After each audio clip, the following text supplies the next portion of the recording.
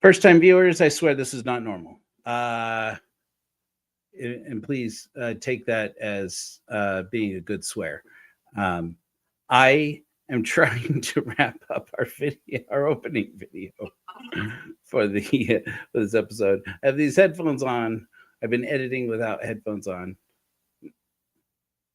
Now I have to actually turn them on because I am literally about to hit export on this thing and get going. So, anyways, hello. Welcome to the first wild late night live broadcast of Charlatans Never Change, part of our series on Hellfire Agency, which is a mission of the Church of Korihor. I am your host, Joe Rollins, also known as Exmo Joe, and I am literally trying to edit and broadcast simultaneously. And it is a little wild, but we're gonna, screw it. We're gonna make it work. Yeah. We're gonna do this. We're gonna do it. Sorry, I'm trying to do multiple things here. This is like wild. I almost have enough song to cover all of this, these clips. I have been putting together Milo Yiannopoulos clips all freaking day, it seems. And because I don't know if you guys noticed this, so I'll just go ahead and start our setup. How about that? I can't see your comments if you are commenting, so comment away. Talk about my hair. Somebody tell me if my hair looks terrible. Oh my God, it does. Of course it does, because I didn't even have a chance to brush my hair. My office is a mess. I'm a mess. My life is a mess. And so I'm going to entertain you while I try and get things polished up for the broadcast. Hello. This wasn't the shirt I was going to wear for this. Who cares? Yeah, I don't know how many of you have noticed, but I've been back on TikTok lately. And part of the thing I've been doing since I've been back on TikTok has been pissing off people who are celebrating the firings of people who are, quote unquote, celebrating the death recently of the recent demise of Mr. Charlie Kirik, or even just if they didn't feel remorseful enough, that's the same as calling for violence on a man who, obviously, as everybody knows, never called for violence on anyone and never did harm to anyone if you don't take into account anything he did at all. So, of course, ever the opportunist, as soon as Milo Yiannopoulos saw that Charlie Kirik was, frankly, out of his way, he had posted an exceeding, a yeet. I don't know what it is. I don't know the kids' lingo these days. On either on what should be Twitter, or I'm pretty sure it was Twitter. It was X, saying that, oh, now you killed the nice guy. You. Apparently, everybody's just supposed to forget that the "you" in that statement is a MAGA Mormon boy from St. George, who they want desperately to be trans. His supporters, his should-be supporters, desperately want him to be trans or to be in love with a trans person, and that's how he suddenly got radicalized. But they're having one hell of a time proving it. Now, maybe he does love a trans person. Maybe he is a trans person and nobody knew, or we don't know. Who knows what the story is? But what I can tell you right now is that he is definitely, it's definitely not panning out for them to prove it. And so, and especially if since they apparently want to prove that all people who commit acts of violence are left of center and definitely more like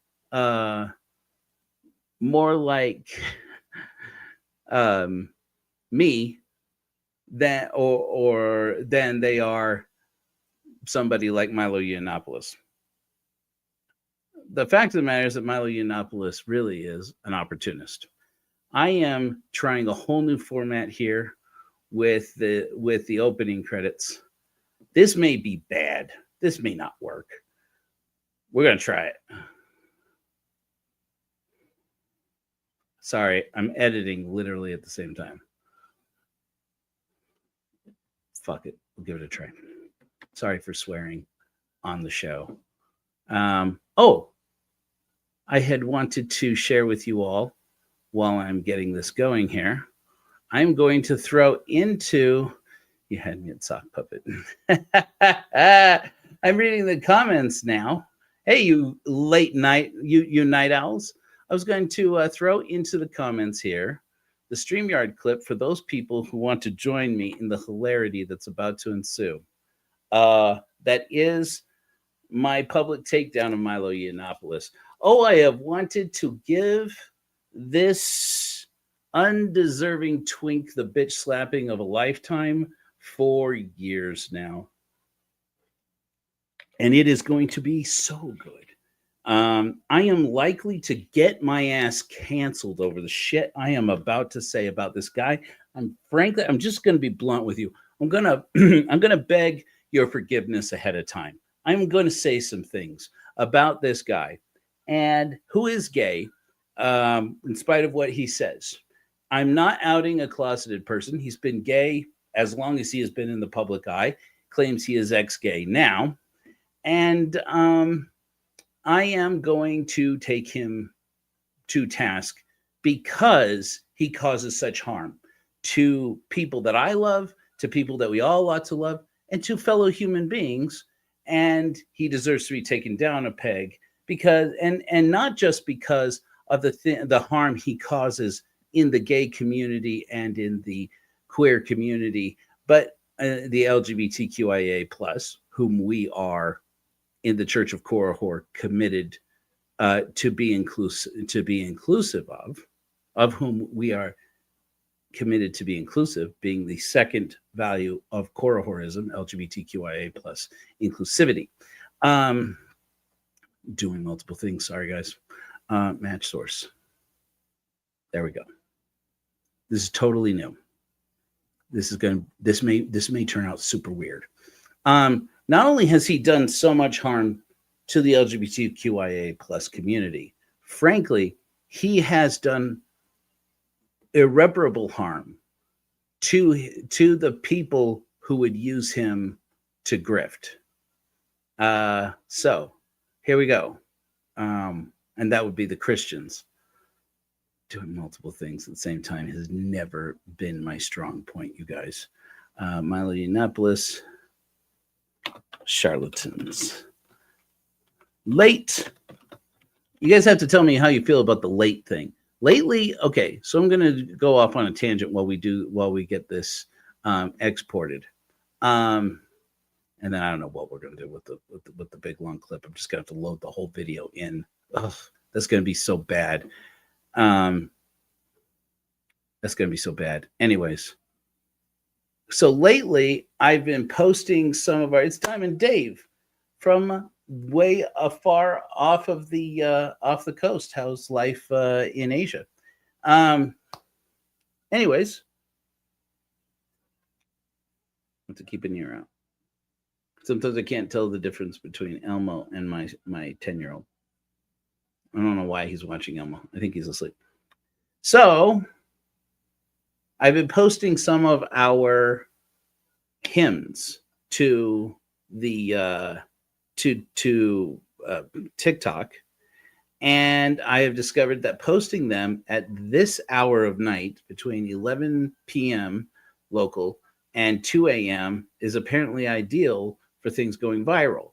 But then I haven't gone viral on TikTok in a minute. Okay. Well, I think that's done now. While I do that, I'm going to just do a real quick. No, I'm not going to do that. I went viral on TikTok. Viral. not huge viral, on my other account that is now I'm now locked out of, because I exposed Tim Ballard and Operation Underground Railroad on the weekend that Sound of Freedom came out, and a whole bunch of people went, no, and I went, no, look it up. Here it is. Here's the stuff. At the time, I had been brushing up on my Lynn Packer content. Lynn Packer, the guy who was reporting on Ted Bundy when Ted Bundy was on trial here in Utah in 1975 for the aggravated kidnapping of Carol Duranch. And he also at that same time happened to have been for like 4 years slowly leaking all of the information, pretty much all the information we know about the controversies about Tim Ballard and the Mormon apparatus of Operation Underground Railroad. And I became really huge, got a whole bunch of conservatives accusing me of being, everything under the sun.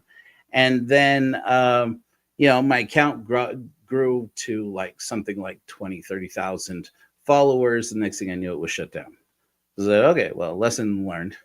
But I got to be a pretty big deal. It was there that people said, you should start a podcast, because I'd much rather listen to this in a longer form. And that became Hellfire Agency. That's how we got here.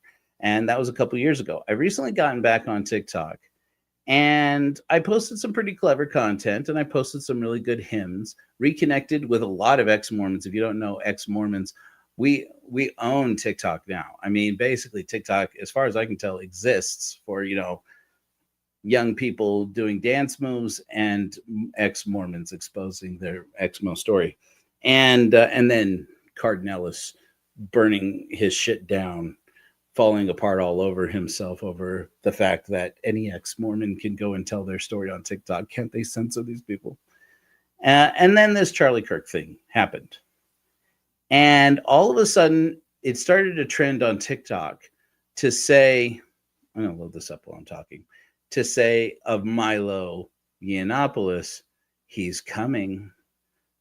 Which, okay, I'm toxic. You can't dangle that in front of me and expect me not to respond. He's coming. So I posted a video saying, I'm sorry about this, you guys. I'm sorry about this. I had to. Saying, dear God, tell him to pull out. You will never see a dime. Which then I said, look up drunk Milo debate. And that video, of all the clever shit that I post on TikTok, that's the one that overnight took off viral, because it was only 15 seconds long. And, TikTok prefers the videos that people stop and watch the whole thing. And it's stupid. It's stupid. But that's the one that I'm currently blowing up on TikTok over. And then pretty much all the content that I post about Milo Yiannopoulos suddenly takes off, because all these conservatives come in with either A, what do you mean you won't see it done? What are you talking about? He's coming. Pull out of what? Okay, dummies. All right, whatever. And then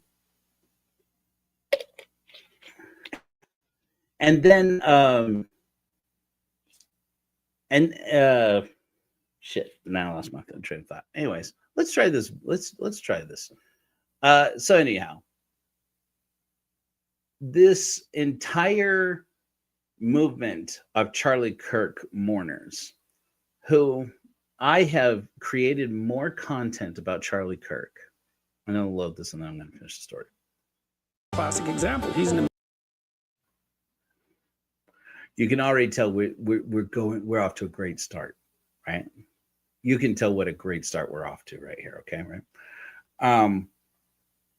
All of the Charlie Kirk mourners who over the weekend were posting basically threats that they were going to start amassing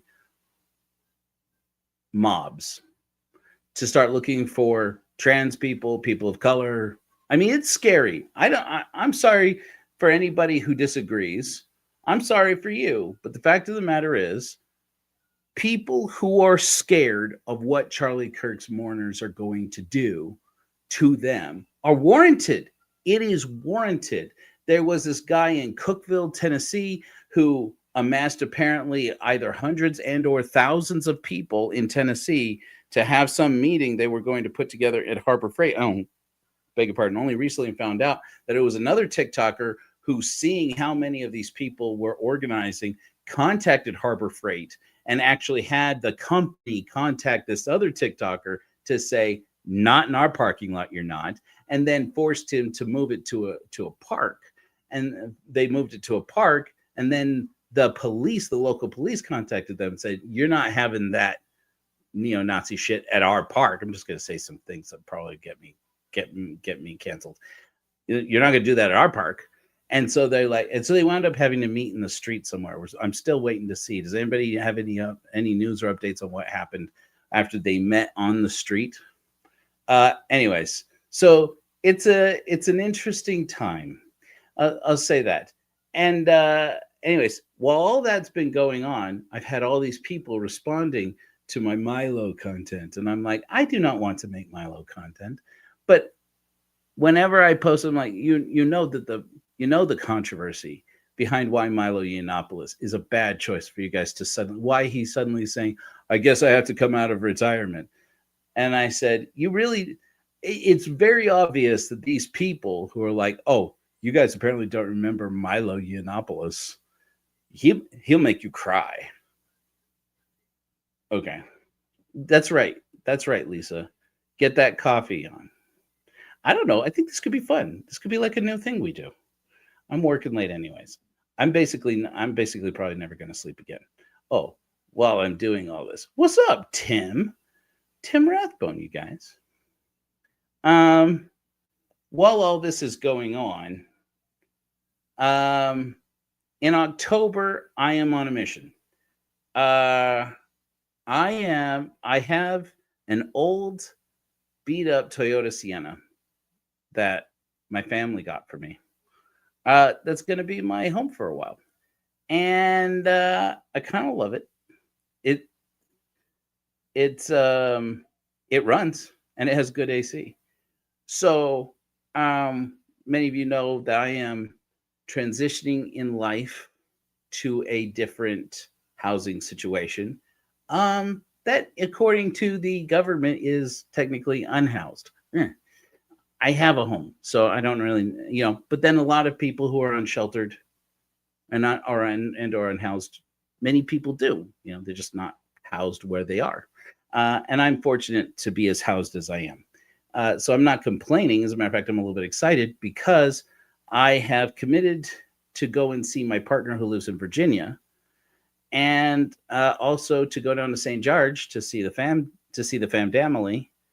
And I'm hoping to maybe loop around somewhere in there, loop around San Diego, see Jules, Phoenix to see Beth Magnetic, maybe swing through Albuquerque if it fits into the schedule, head up and start a Midwest street preaching tour, preaching the Church of Corohor on the streets out in America and getting all the way over to the East Coast.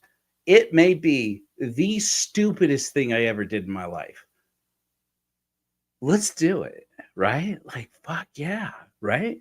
Wouldn't that be cool? I would love to go see Jules. Yeah, absolutely. Yeah. I have to talk to you, Lisa, about that. So, anyways, I'm hoping that you're okay. Yeah. Anyways, so all that's what all is going on. I am going to drop a link while this is all going on to a list that I have started in that I've started on Amazon in case anybody wants to help me. Like, with some of the things I'm looking for, I'll show them to you at another time. But anyways, let's get going. We're going to start. We're going to talk about Milo Yiannopoulos. It's going to be potentially a disaster. All right, fuck it. Let's go. And 3, 2. Milo is a classic example. He's an amazing person. You can say all the terrible things about him. He is a provocateur. He's an egomaniac. I don't think he's narcissistic. And he's unstoppable on his feet. The Times call forth the speakers, and we've called forth Milo. Would have left the gays there before people like me. Well, I don't think you can tell when it pops out whether it's going to like or not. Maybe if it's your kid, but I'm sure you'll ensure that's the case. You'd know all about kids liking. Isn't that? Would I? No, I got cancelled for talking about the fact that I was a victim of clerical sexual abuse. I was So about like little boys liking, right? Oh, I see. Okay. Well, yeah. You got there eventually. It's okay. You can tell you're coming down right now, but I'll walk you through the rest of my jokes if you need me to. No, fair enough. Okay. What was working with Kanye like? He's very, very brilliant and really extraordinary. I said this to him, I don't think we're too much about this. He's the last great European composer accidentally dropped in the body of a 21st century American Negro. So it's kind of like trying to run Skynet on an Atari. And so there are these sort of extraordinary creative leaps that you know, just like that's Mozart, you know? Kanye West used to always want me to call him articulate in front of other people. It was hilarious. It was so funny. Oh, sorry, you're so articulate. He loved. You said that we've turned away from Christianity, and that's why the bad things in the news are happening. Why do we have so many Christian mass shooters? Who? Christian mass shooters? Who? Name one. The University of Texas shooting, it was a Catholic. Okay, so We didn't think you'd actually have an example. I have a list. Was the first and last time Milo Yiannopoulos promised that he would ever apologize for something he said. I regret the things that I said. I don't think I've been as sorry about anything my whole life. The 32-year-old Brit has amassed quite the resume as a provocateur. Articles suggesting if you're obese, you should hate yourself. Feminism is cancer sweatshirts sold on his webpage.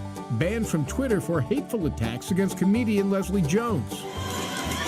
While that was enough to spark protests that shut down his speech at UC Berkeley this month. Shut it down! Shut it down! And to elicit a rather plain-spoken response from comedian Larry Wilmore after Yiannopoulos called him stupid on TV. You can go f yourself, all right? It wasn't until yesterday when this old podcast surfaced. You're misunderstanding what pedophilia means. With the openly gay Yiannopoulos arguing sexual relationships between 13-year-old boys and men in their 20s could be consensual. Some of those relationships between younger boys and older men, the sort of coming-of-age relationships, the relationships in which those older men help those young boys to discover who they are. That Milo Yiannopoulos had ever seen a line he couldn't cross.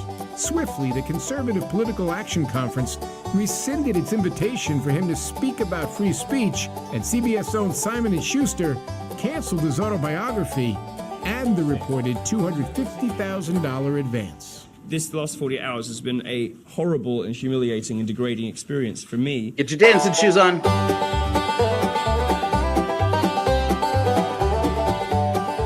Big top goes up, preacher works the street.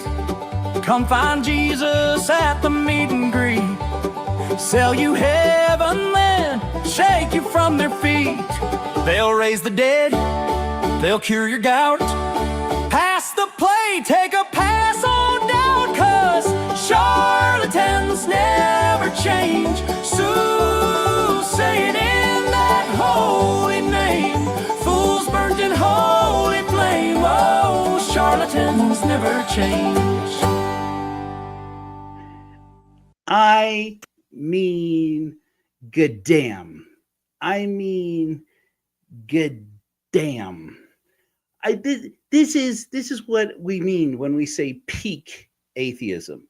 I look like a goddamn mess, and I took extra care earlier to be presentable. I am going to beard brush here. Okay, allow me to introduce. Hello, Milo Yiannopoulos. Do you remember when Trump had that Thanksgiving dinner with the anti-Semite Nick Fuentes? It was supposed to be a dinner with Kanye, who was forming his own presidential campaign. Remember that? The guy who set it all up was Milo Yiannopoulos. That's the guy who is the post-Charlie Kirik savior of whom we are supposed to all be scared because he's coming out of retirement. Now, Milo said that he had set up Trump with this white supremacist for dinner in order to, quote, make Trump's life miserable by reminding him of the people that he abandoned by shunning right-wing extremists. Now, let me get this clear. Milo wasn't retired. He was canceled. He was canceled by the right. First and most notable victim of far right, of right-wing cancel culture for actually sensible reasons.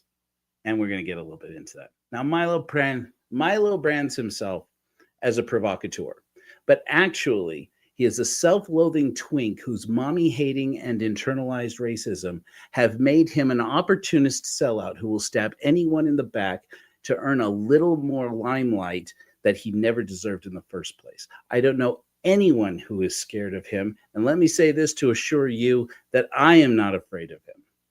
I am Joe Rollins, spiritual leader of the Godless Church of Korihor, and if Milo Yiannopoulos has the stones to debate me, my answer is fucking anytime, fucking anywhere, bitch. The far right love Milo because he uses big words that they don't understand with a very English accent, and he is the kind of gay man that they love. He feels guilty about being gay, he's loud and flamboyant, and he claims to be celibate and a confirmed Catholic. There's good reason to doubt on both those fronts. And he likes to point out that he is Jewish and that he hates his mom and knows that she is why he is gay. Or now he claims ex-gay because he claims that reintegral therapy, gay conversion therapy works, and it obviously made him ungay. It ungayified him. You can see this man will say anything to keep in the good graces of his overseers. Now, Milo kind of muscled himself into a gig at that time. You remember, we're going back to the Kanye thing, right? Milo muscled himself into a gig as the campaign manager for Ye 24, which was a presidential campaign, and at the same time not a presidential campaign because they didn't file the paperwork like a presidential campaign, so it both was and it wasn't. Whatever. Do I need to tell you how the election 2024 worked out for Kanye West? Okay. But he was exposing, he muscled his way back into Kanye's good graces after he was briefly let go. If my memory serves correct, this may not be exactly right. My memory serves that's about the time that they discovered that he had used Marjorie Taylor Greene's credit card because he had done work for her and used one of her campaign's credit cards to pay for services or products or to pay for needs of the Kanye West campaign, which you wouldn't think that Ye needs. You know, he's got that Kardashian money, right? He's got that music money. They say he makes music. I've never liked Kanye West's music. People calling him a genius, I don't get it. He's always been a poser to me in every aspect. His music is shitty. His personality is shitty. I don't like him. That's a subjective opinion. But anyways, but at the time in his orbit, he had 3 apparently gay guys. We don't know. Nick Fuentes is, as far as I can tell, still closeted if he is gay. I'm not going to be the one to out him. I didn't include in that stream of videos where Milo is the one who outed him. Apparently, there's a lot, and there's been speculation by a lot of people. I don't have it. I'm not privy to any particular special information, but multiple people have said that Nick Fuentes is gay, even though he rants against gay people. And yeah, anyways. The other guy is Ali Alexander. I'm not really sure how Ali Alexander,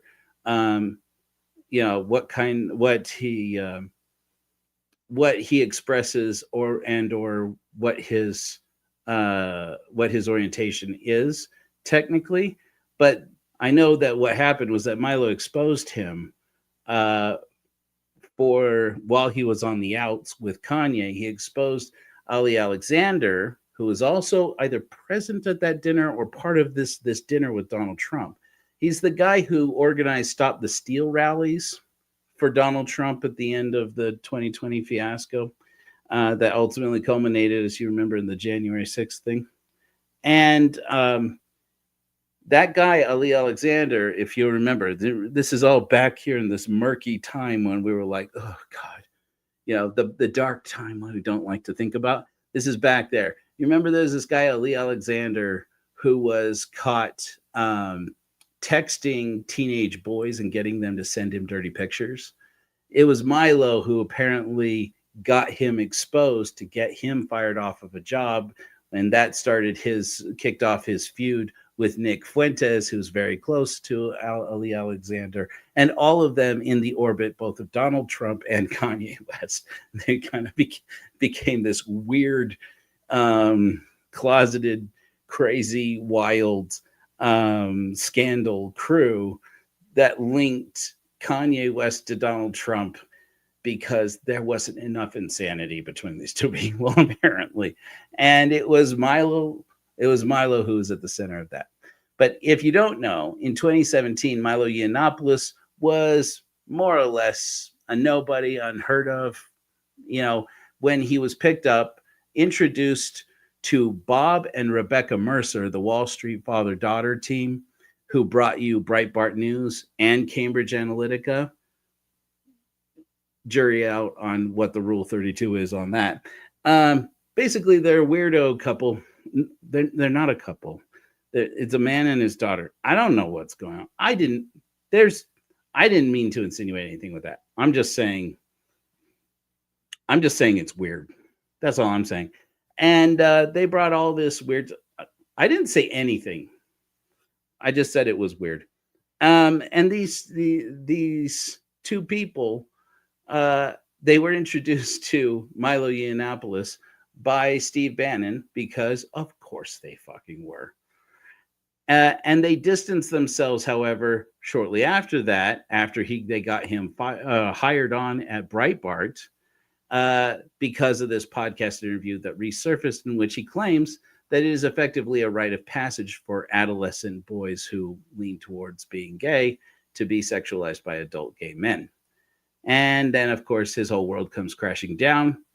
He's basically canceled. And within a couple of years, resurfaces working for Marjorie Taylor Greene, then for Kanye West.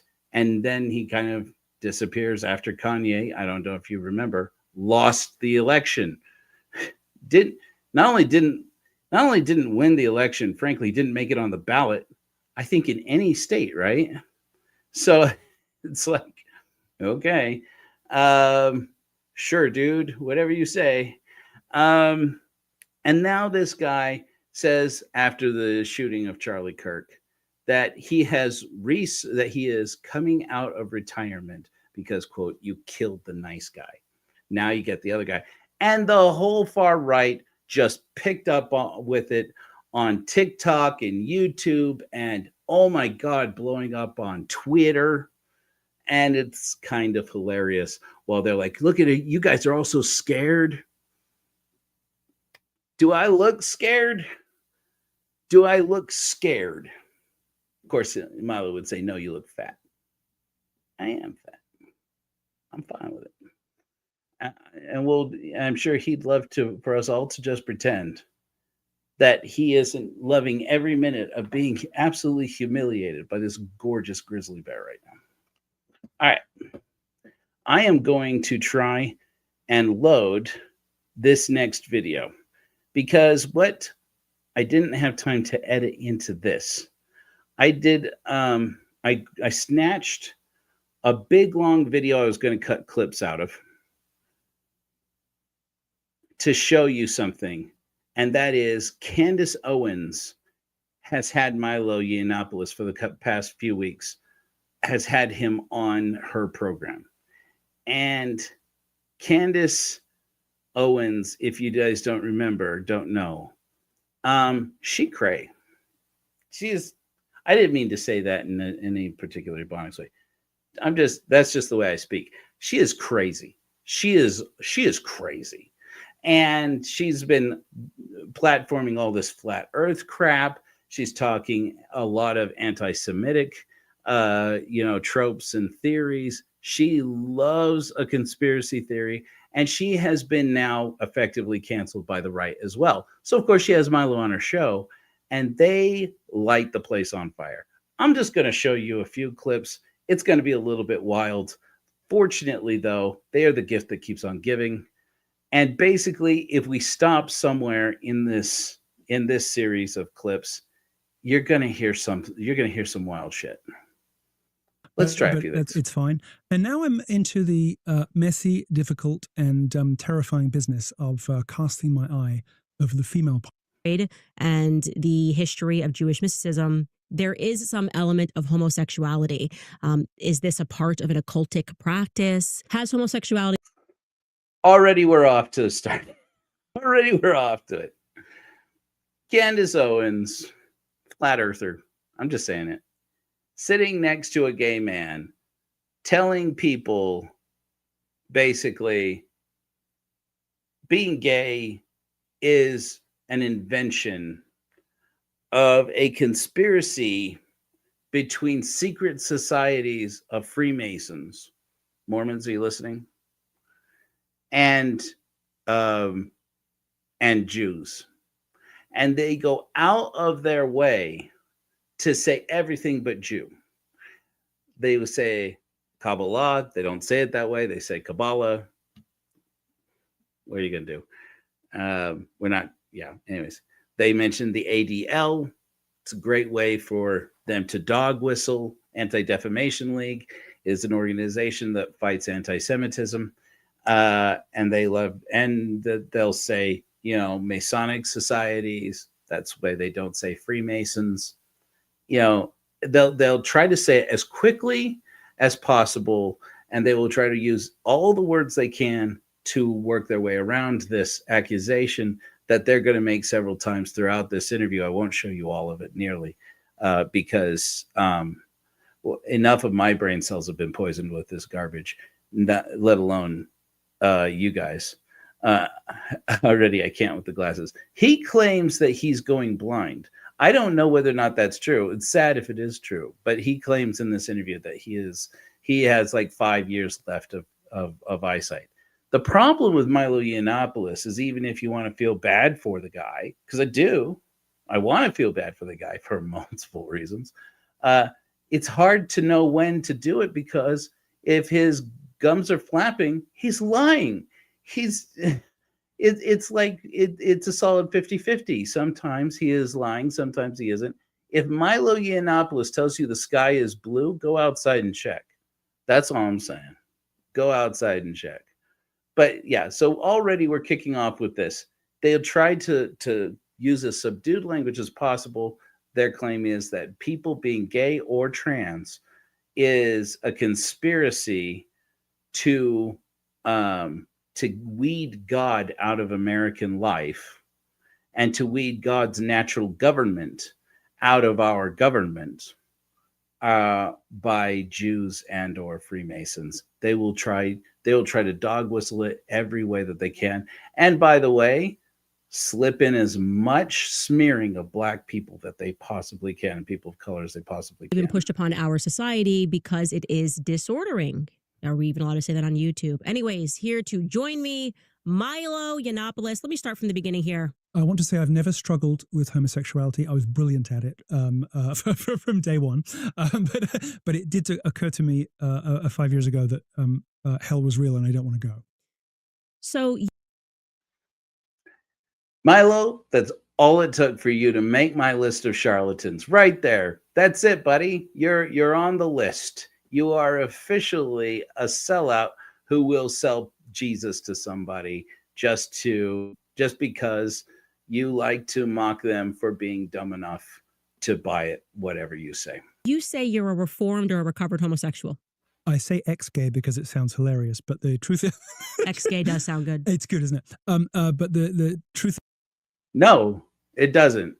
So basically, this is the way he's tried to find a way to stay relevant in a world where he has been canceled for basically aggressively defending against claims of pedophilia by claiming, well, you just don't know what a hebephile is. He doesn't use that word, but hebephile is somebody who is attracted to adolescent persons as opposed to persons who are pre-adolescent.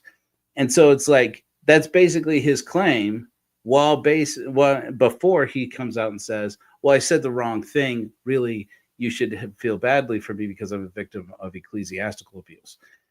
And it's like, the problem here, Guy, is that you will have the world's worst case of boy who cried wolf, not on account of the fact that you claim to be abused, but before you claim to be abused, you claim to tell the whole world that this was a natural thing, that this was that effectively to sell the whole world on that gay people recruit minors and by sexualizing them. And that is when you make that claim. I'm not saying we won't believe you if you say that's really about abuse. I believe entirely it is about abuse, but you lose all moral high ground on account of the fact that you weaponized that abuse against the community. Sorry, I thought I turned that off. In any event, so let's skip ahead a little bit here because I'm hoping to get to the point. Gosh, I wish I had this pre-clipped out. Let's hope I strike on it. They get to talking about America and its founding, and it is just about the wildest thing. They're getting into all kinds of rows with their intersectional whatever. This is good because they're the ones we want anyway. They're the white gays of the. Was there something about it? He said a lot of gay men are sociopaths because they have to lie so much about who they are and what they're doing, and it shapes their brain early on. And then later on in life, it becomes very easy when you're lying. You don't even feel like you're lying because you've nurtured this ability to be dishonest for so long. I wouldn't say that it because they have to lie about who they are, because there's a little there's something hidden in there. There's a little something embedded in there that suggests that maybe it's homophobia that makes them damaged or miserable, and that's not what's going on. What they're doing, what people with these disordered desires are doing, knowing that it is wrong and that it's not normal, you know that you're supposed to be into girls. I had relationships with girls, I just wasn't really feeling it, but you feel drawn to this other thing, and you know that it's wrong, and it's as much wanting to distance yourself from the moral responsibility and culpability of doing it as it is presenting different faces as well. That become the reason why gays have this sort of fractured personality, but it's not sociopathy. They feel things intensely. And that hysteria is not the shallow hysteria of a sociopathic mom who's going to drown her kid. It's different. They're in pain. They're hurting. And when they cry, it's real. But they're bouncing between different personalities and different identities, and your man there, it was. He goes on and on, basically selling on that being gay is a mental illness, and he will make the claim, say frequently throughout this interview, that parents are making their kids gay or trans, and that they're doing it because the parents are being brainwashed by Hollywood. Read. And they make this claim several times. They make several references to a book called Hollywood Babylon, which is a 1950s era book that basically takes every page 6 claim from Los Angeles at the time of the 50s and 60s, however scandalous, spurious, or scurrilous, and tries to claim that they are all true, and that, and much of the content of the book has been disproven, but frequently throughout the book, it is basically insinuated that there is this cabal, which is a word that comes from exactly what you think it does, that tries to claim that knows that they are going to wickedly corrupt this Christian society that is America, using our entertainment to poison our minds. There is something a little similar about the way this country was founded to what you're talking about, which... I hit it. I landed on it. Okay, this is it. Conservatives out there in the future, I don't know, doubt many of you are up late watching Charlatans Never Change. Please watch. I'm hoping this is right. This looks right. I would love for somebody to make an accounting to me of why Milo Yiannopoulos should be a favorite of Charlie Kirk's grievers with statements like this he made on Candace Owens' program. might suggest why this country is so vulnerable and so is so susceptible to precisely this kind of psychological and political warfare, because it is how the nation knows itself. How it was born was in a fit of injustice that was corrected by a few brave men taking a stand. That's the whole story of America. Okay, so I'm interested now because this is going to bring us right into the occult and what they actually believe in, because you're right. The founding of America is an absolute myth.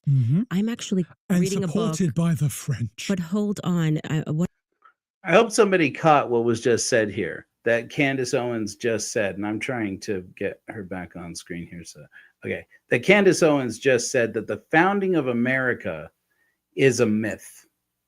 This is where you're going. And he says, and supported by the French. All of a sudden, they're going to re-educate us. This is your re-education, America, on who you really are. You thought that you were so noble, so great. This Brit and this very conflicted individual, who has every right to her opinions, are going to re-educate you on what you don't understand about why you American are so dumb and susceptible to brain washing. Go ahead, Candace and Milo, explain. What is the book that I'm reading? The Secret Founding of America. I'm reading a book, and it's basically just blowing my mind, and it's telling me that everything you think you know is completely false.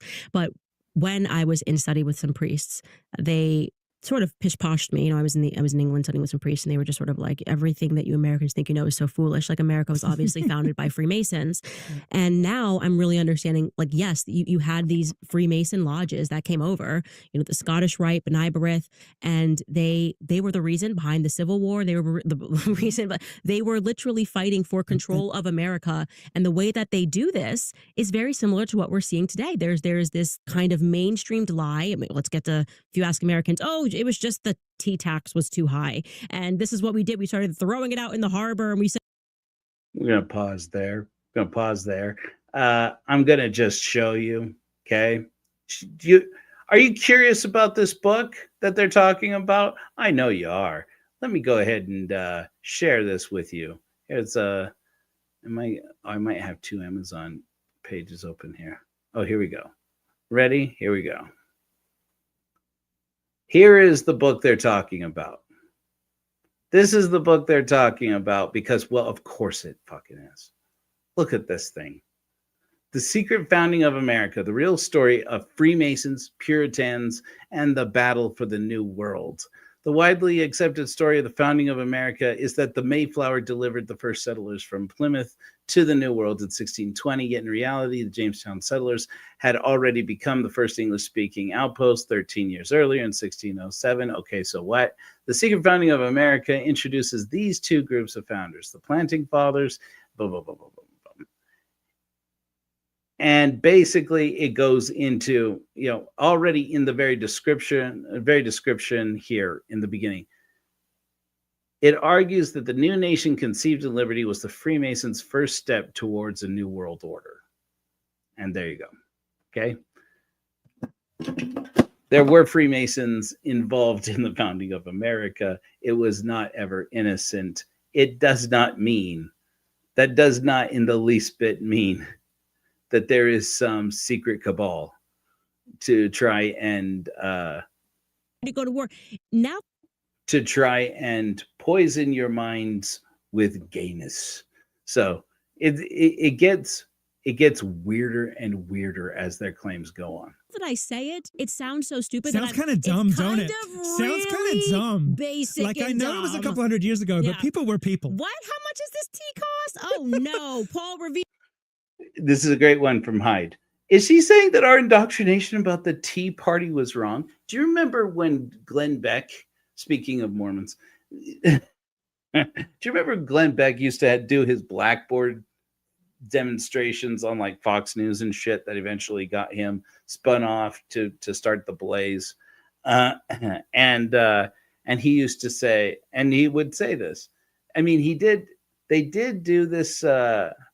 They did address, people like Glenn Beck have addressed this question, this false understanding that we have about our founding that is largely a product of propaganda, right?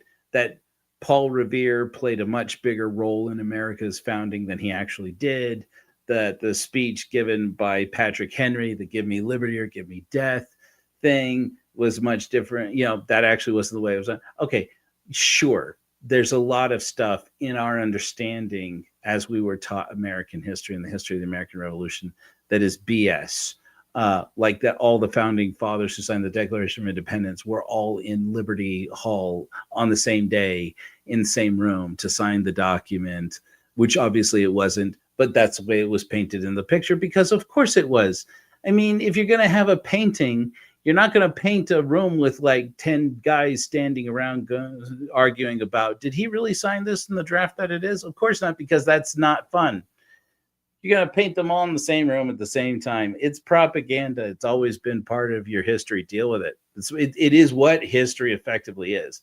Okay, but these claims that are being made, listen to this. So, but anyways, I was saying about Glenn Beck. And he gets up there and says, this country was founded to revolt against taxes, particularly a tea tax. You know about the Boston Tea Party, because we were taught about that in school. That doesn't mean that it was mainly about a tax on tea. You remember the Stamp Act? Anybody remember something about the Stamp Act? It was taxes on everything. It was effectively tariffs being charged to the consumer by our own government, because consumers wind up paying tariffs rather than importers and exporters. The importers and exporters pass the cost on to the actual consumer. Oh, wait a minute. No, that's a liberal talking point. That can't be true. It's as true and old as this country is. Here, the British are coming. It's actually Just stop. So childish. And it's gay. It's gay. It's gay. It's gay. Yeah. It's implausible. It is fake and gay.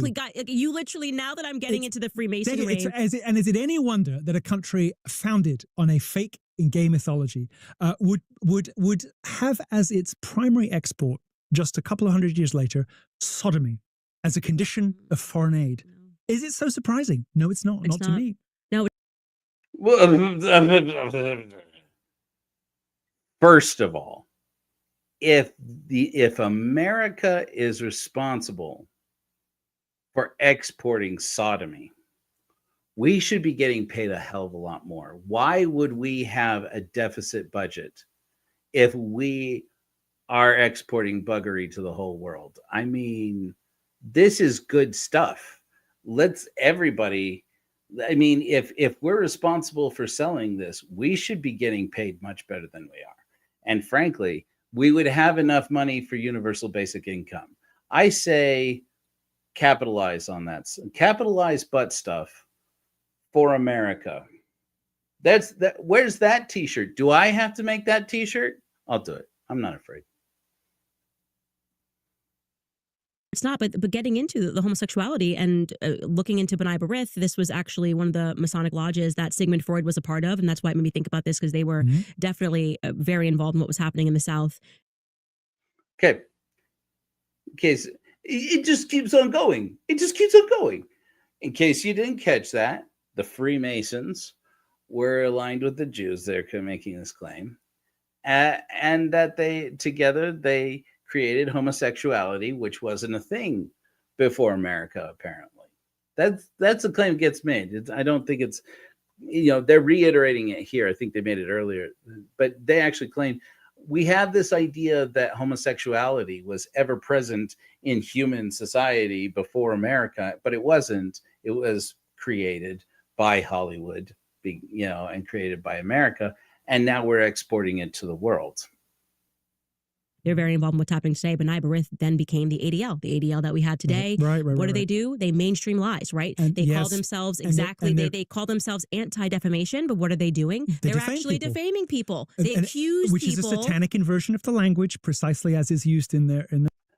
Of course, it's devil worship. Of course it is. Did I mention to you about the dog whistles? The little Jewish dog whistles. When they say Hollywood, they say ADL or Anti-Defamation League. they're talking about people being exposed as anti-Semites. There is an effort in the world to expose anti-Semites. It very rarely falls on people who are not anti-Semites. I'm not saying never, I'm saying very rarely. But you notice there that these two individuals are particularly upset. I'm just saying, they're particularly upset that anti-Semites get called out. Warfare. Yes. They tell you who they are in the name. Exactly. And so they're constantly accusing people of exactly what it is that they are. Yes. So they actually, in their core, by the way, they hate Christians. Okay. They hate, I would argue that they hate the nuclear family, because that comes with everything that comes down right from Christendom, like the nuclear family, the idea of a functional family. And when you look at the things that they're pushing in our society, it's constantly an attack on the family unit. Let's think about it in terms of Catholic theology, the transcendentals. These are those. We're going to go ahead and let the phrase attacking the family unit, we're going to let that float up into the consciousness. We're all going to think the joke. And then we're just not going to say it. The family unit.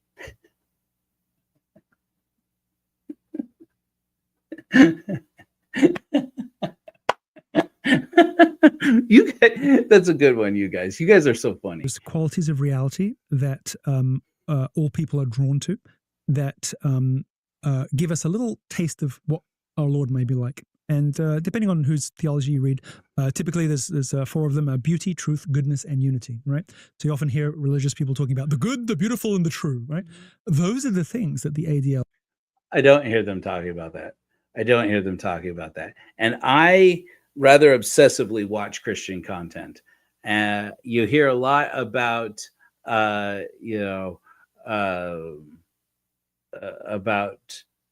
truth and heritage, truth and tradition, things like that. You hear them very blatantly. There will be some blending of, we believe in truth, but we believe in tempering it with things that we were told when we were children, because, dear God, we just can't live in this world that is so different than what mommy and daddy told us it was when we were little and believed in Santa Claus. Wages war against, along with all of the other bodies of a similar kind. They will celebrate the ugliest statues possible. They will spread... Did you hear him say bodies of a similar kind? Again, these guys have gotten it down to a science, how to just dog whistle race and competing religions and competing ideologies and identities that aren't theirs. They've got it down to, they don't even have to think about it. As many lies as possible, and they will propagate and seek to enshrine evil and wretched things, Planned Parenthood, whatever, the good, the beautiful, and the true. And of course, they create disharmony and disunity and break. What the hell? Where the hell does Planned Parenthood come into it? Is this just throw Planned Parenthood in there? Just out of nowhere. I think hopefully you guys know where that actually is coming from. But again, it's saying it without saying it. Break people apart. It is those things that I always find it very helpful to think about the way that the enemy has fought over the last 100 years in this country in terms of those things, the transcendentals, because it sort of checks off all the fronts they've been fighting on. They've been getting it, even if we haven't. Well, America didn't, because it's Protestant. Didn't, there's lost sight of this. But the bad guys knew exactly what they were doing, because they know what Catholics know, which is in just the same way that Satanists know what Catholics know. They just follow, do something different, which is that those things tend to go together. And if you make a society that is beautiful and that tells the truth, it's likely also to be good. And if you have somebody who always tells the truth and has good morals, they're probably going to express those things in beautiful language. These things somehow have a relationship together. Because they're all qualities of God, but also because they seem somehow to lead to one another. And many people come to the faith, especially the Catholic faith, through art, through architecture, through beauty, because they see something in it. They feel something kind of humming behind it, and that humming is God.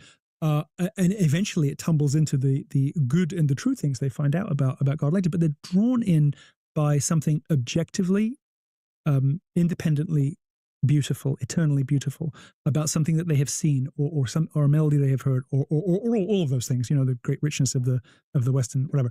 And by unpicking the mutually reinforcing structure that used to fuel our culture and hold us all together, beauty, truth, goodness, and unity, these things that we all thought reflexively that we would, of course, we were all, searching for. I may have to fish around for the clip that I'm looking for. If he doesn't get to it, I think I may be past it. And pointing towards, by making the world ugly, putting fat girls on the magazines, making the statues horrendous. Leslie Jones, haven't I suffered for that one? Lena Dunham. That wasn't fair. Lena Dunham. What did I do? She's come back bigger than ever. She's, in an age of Ozempic, it takes some determination to be that fat. But she is. It was so intentional for her to do to introduce us into the culture, get this deal with HBO. It's going to be the greatest show ever. And then they put her on every magazine cover. Oh, it's so brave. It's so beautiful. But there is an element of this. I really want to underscore this. The lie, them trying to sell it to us. So I'm not going to play much more of that, just because vomiting is a thing. So yeah, did you catch that though? That they're actually saying that famous people being fat is a choice on the part of famous people to try and confuse you about what is sexy, what is pretty, so that you will give up on God, because the Catholics and Satanists both know that God is beautiful, and so beautiful people are godly, and godly people are beautiful, and people they don't find attractive or that they think are fat are the people who are the enemy, not just of these bigots, but of their God also. I'm going to rewind here and see if I can find this. If not, I'm just going to have to tell you They're about it. so good at getting psychologically convincing people that no, this is exactly how it happens. My British is going to come out now, but I think this is. Here it is. This is how this country was founded. Oh, I found it. Womp womp. I'm going to rewind a little bit here. This is where, okay, I hope my conservative friends in the future, don't know how many of you are here with us tonight. Not many, I'm guessing. But you are all in the future. Remember that. What's it? Don't tell me. Milo Yiannopoulos, the new Charlie Kirk, the replacement for Charlie Kirk that's supposed to be less nice, is going to explain to us what we as Americans don't understand about the founding of our own country. This is part 2 of that, which is really part 1. Here we go. We're hopeless on things like sexuality that are so that are not concrete, that are not tangible. All right, you guys, I've been speaking a lot about Riverbend Ranch because I absolutely love their steak. Self-harm. Crap. I had it all queued up. They're so good at getting psychologically convincing people that no, this is exactly how it happens. My British is going to come out now, but I think this is how this country was founded, on a trumped up Reddit libertarian hissy fit that was not really all it was cracked up to be, but was the basis for a destructive and a self-harm story. A founding mythology of a country that ripped out the natural system of government that is supposed to obtain over man on earth, and pulled God out of the system too.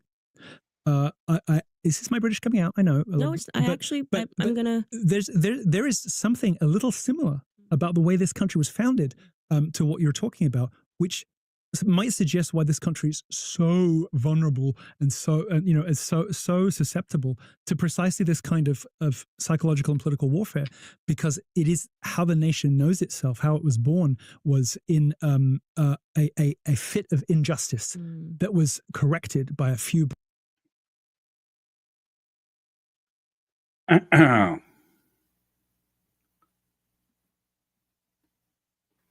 My dear friends, did you hear your replacement for Charlie Kirk just explain to you that the thing you celebrate with your Gadsden flag, but don't tread on me, was a Reddit libertarian hissy fit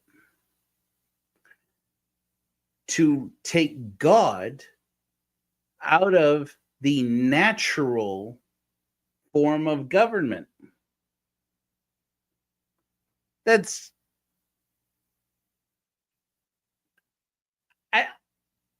I didn't have conservatives being pegged by their own. Gentle with the jokes.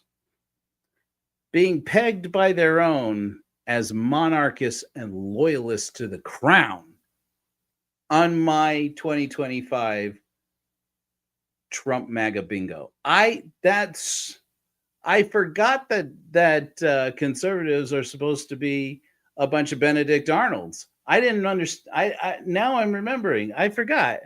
You guys prefer the crown? This is why we had to have no kings rallies? It's because you guys miss having a king? They've got one in England. He's a gem. You don't like Muslims, you're not going to love being ruled over by King Charles. King Charles is very, very sensitive about the mistreatment of Muslims. But you want a king? Go there. See if England will take you. They've got an anti-immigration movement that loves Trump over there as well. Head on over to England and see how readily the Britons will receive Americans who just suddenly swarm under and realize we were so wrong. This whole 1776 thing and we the people and all that. How could we have been so wrong? What a joke. Anyways, let's have a couple more clips. Let's just drop in a couple more clips and then let's talk about some church business and get the hell out of here. Institution as we have known them, but rather a room of broadcasters for rent, depending on who that week needs to persuade the American public of some lies, whether it is the Israel lobby or Big Pharma. Okay, so interesting question for you. A lot of people that are being propped up, a lot of people that have power are, in fact, especially in the media, gay. They're homosexuals, right? Barry Weiss, she was married to a man, but now she's married. Did I say you could just drop in on this conversation at any point and find something wild and insane? Every single thing is like it now. I was looking for Americans definitely have been kind of taught, sorry to cut you off, but Americans sort of have been taught to like embrace this new culture, stainless steel, everything is so clinical. But it's sold as a signifier of wealth, when anybody from a truly wealthy background family, in Europe exact opposite. will tell you that is the sign of poverty, of only being able to afford something that doesn't last. You know, when Black Americans were first emancipated and they were building these new lives, Black consumers in America in the 1950s and 60s went into department stores and bought the best that they could afford, the best brands, the best quality brands, because they knew it had to last. Because they were building a life, like a life that had a future. They were looking ahead to their children having a destiny in America, and they wanted to build something real and something. It gets into this like this Buy America kick about trying to connect it to Black people, and suspiciously never mentioning wage slavery, sharecropping, never mentions Jim Crow, never mentions, because all these things obviously are part of this gay, this gay left-wing communist socialist Soviet agenda, right? Obviously, none of these things actually happened in real life.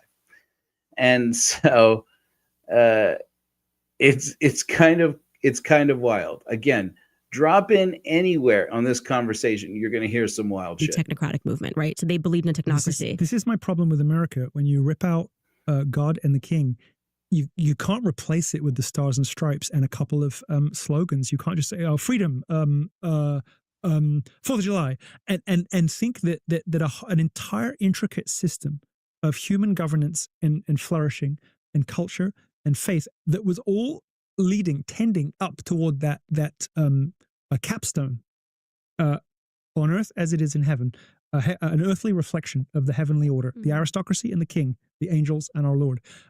Rip that out of the heart of the system and expect everything to be okay, because you don't just get rid of it.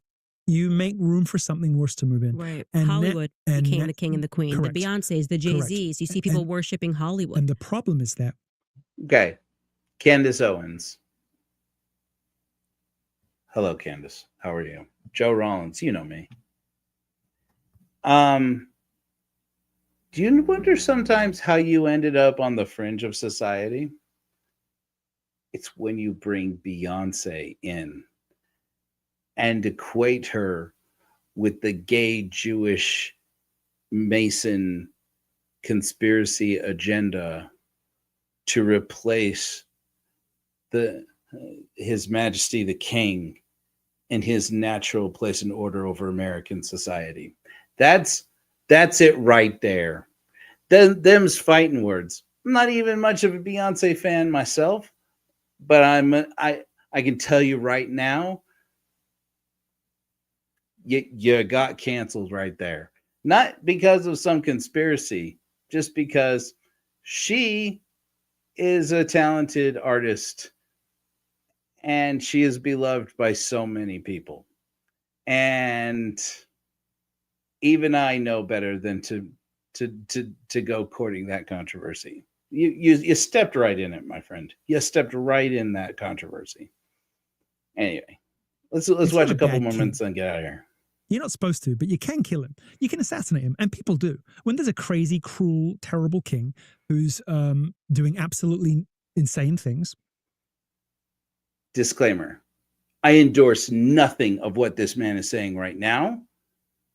I love America and wish no harm upon our dear leader. Go on, Milo, Mr. I want Trump's life to be miserable. His quote, I wanted Trump's life to be miserable. I wanted to make Trump miserable. He said, I want to make Trump's life miserable by showing him what happens when he abandons the far right. That's what he said. That's why he arranged that meeting, that Thanksgiving dinner with Kanye and Nick Fuentes and Ali Alexander, all men with very strange evening activities. I'll just say that much. Somebody kills him eventually. But if you don't know the names of the people who rule over you, because they're all hiding behind the rippling stars and stripes like this, making a fortune from you, poisoning you, lying to you, experimenting on you, mutilating your children or convincing you to do it. This is that when the Russians said that we'll know that America's conquered when people don't just people will see their chains, love them, and ask for more. And don't we live in that situation now where we've got parents asking doctors to mutilate their own kids just to relieve their own consciences of whatever it was that they messed up during parenting, or for even worse reasons. I mean, the things that single mothers are prepared to do to their kids, there's almost no depth to the horror of it.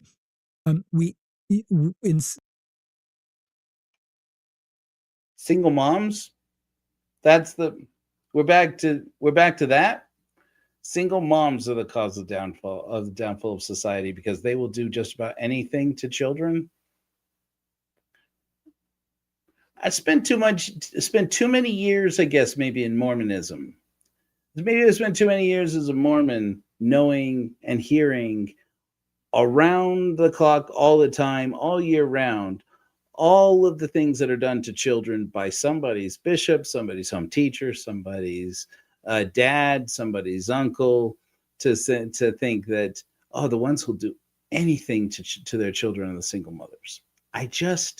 Whatever your experience is, Milo, it feels like you're kind of going through your own thing.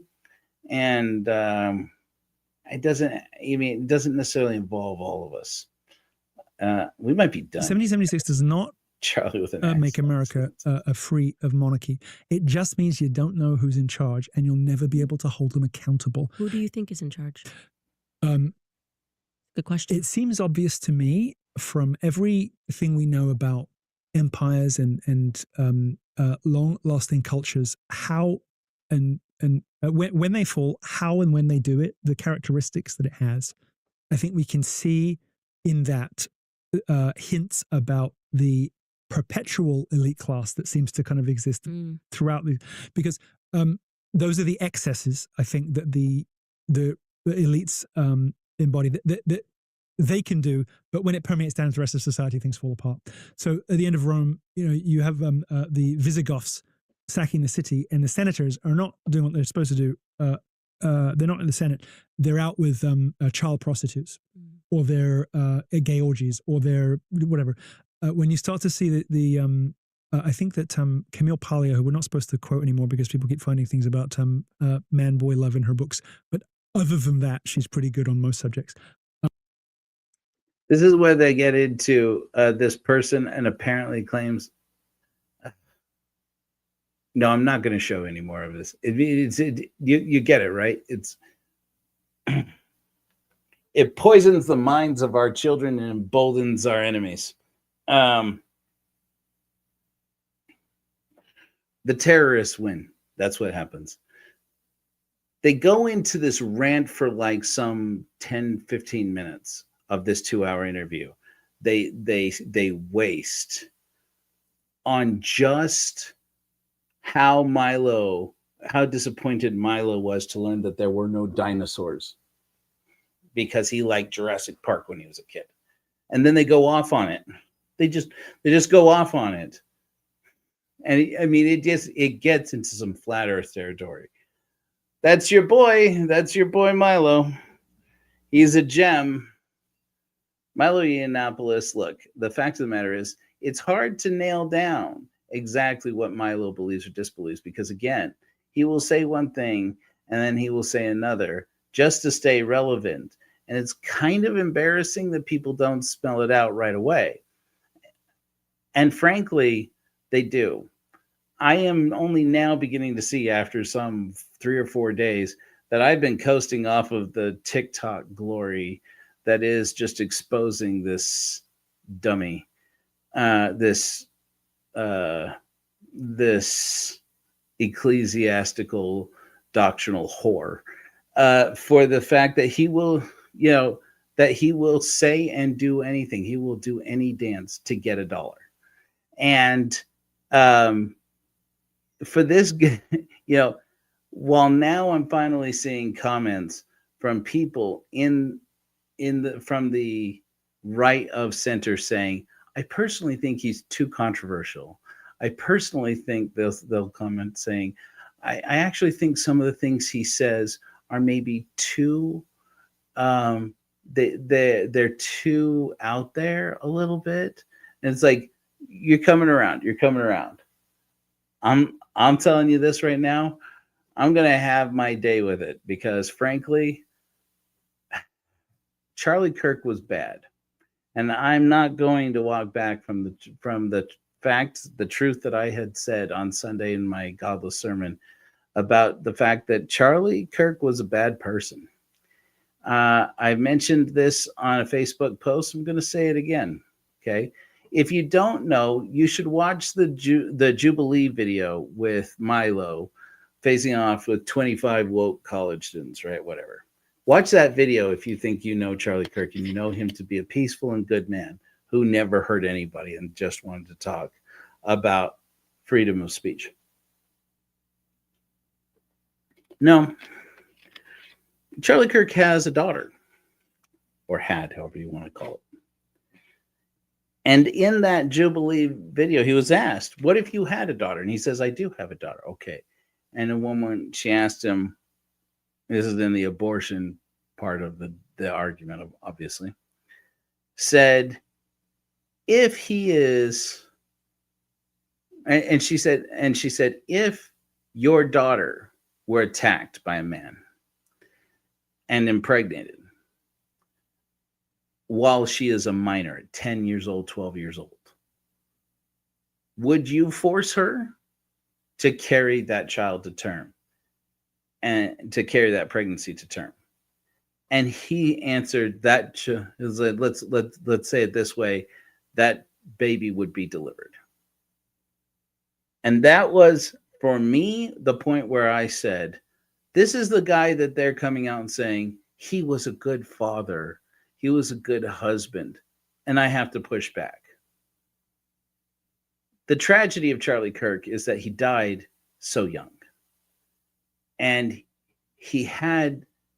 I have 15 years of life currently on Charlie Kirk. And as of now, I'm going to have continually more the longer that I live.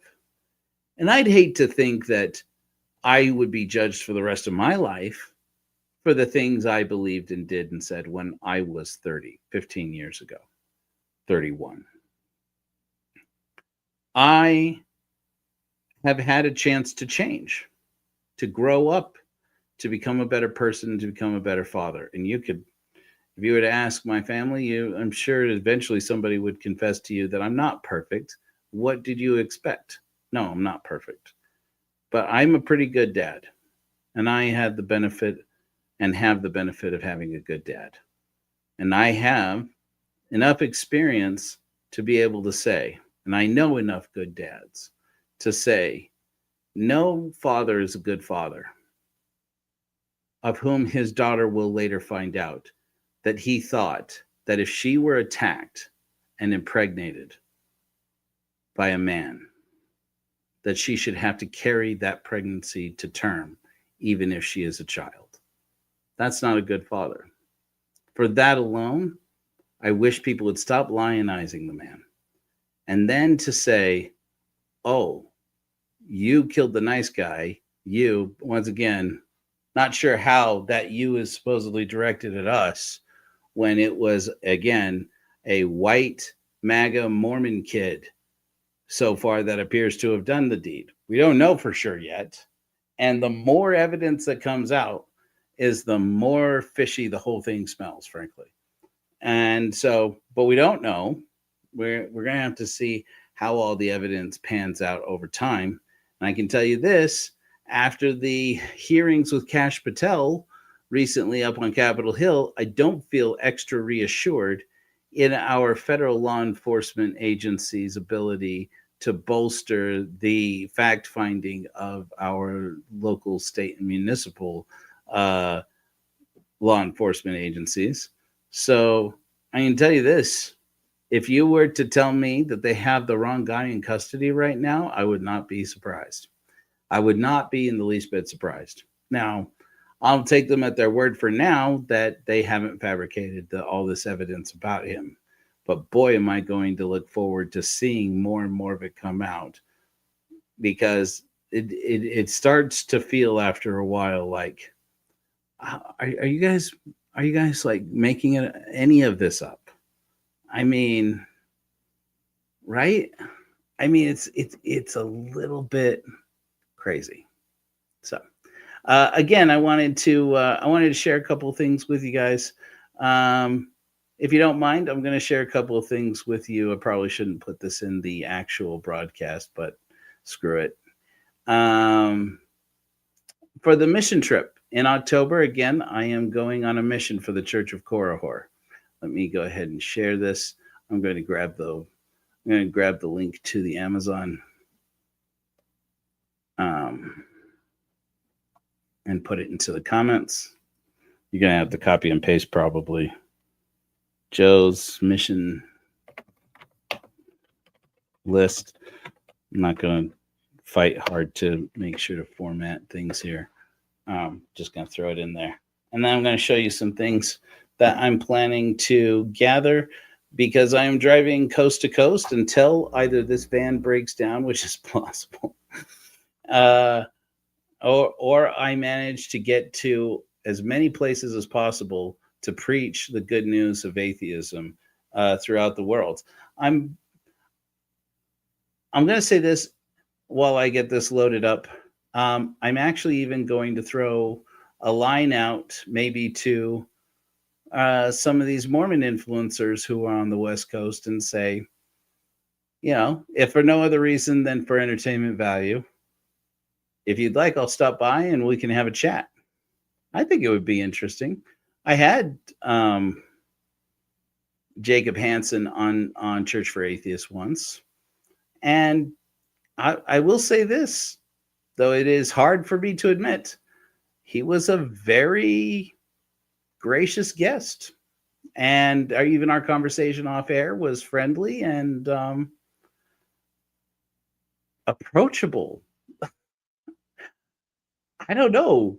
We could maybe have some good conversations, which makes me feel kind of bad about kind of some of the shit I've said about him. Any event. Nobody buy this for me unless you just have a lot of money. You guys see this, right? Okay, yeah, it looks that way.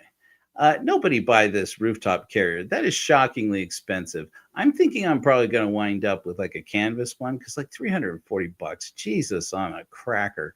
But I am looking forward to maybe this microphone. I have this nice microphone set up at home. I am going to still keep my gear here at home. My wife and I are going to, after the divorce, trade off. Our plan currently is to trade off months, and the kids will stay here, and I will come back and be with the kids for a month, and she'll take the kids for a month, and we're just going to trade back and forth. And that's kind of the plan. But I want to have something a little more portable, but that still gets quality audio because, of course, I'm still going to be recording overviews. By the way, don't know how many of you have seen and played with the new beta version of the overview application, which is on our website, corehor.org/overview. This is a pretty cool suction mount. I'm thinking that we'll, at some point, it doesn't have to be right away, but might be interesting, and we might get a lot more views to our YouTube channel if I start making some van life content and start showing, where I go and where I decide to stay, finding campsites at BLM land and stuff like that. That's Bureau of Land Management before anybody goes burning the place down about why do they have Black Lives Matter land.